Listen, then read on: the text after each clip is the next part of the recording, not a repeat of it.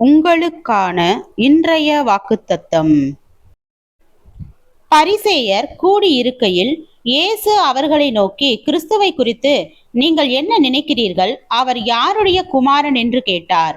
அவர் தாவீதின் குமாரன் என்றார்கள். அதற்கு அவர், அப்படியானால் தாவீது பரிசுத்த ஆவியினாலே அவரை ஆண்டவர் என்று சொல்லி இருக்கிறது எப்படி? நான் உம்முடைய சத்துருக்களை உமக்கு பாதபடியாக்கி போடும் வரைக்கும் நீர் என்னுடைய வலது பாரிசத்தில் உட்காரும் என்று கர்த்தர் என் ஆண்டவரோடே சொன்னார் என்று சொல்லி இருக்கிறானே. தாவீது அவரை ஆண்டவர் என்று சொல்லி இருக்க அவனுக்கு அவர் குமாரனாயிருப்பது எப்படி என்றார். அதற்கு மாறுதரமாக, ஒருவனும் அவருக்கு ஒரு வார்த்தையும் சொல்லக்கூடாதிருந்தது.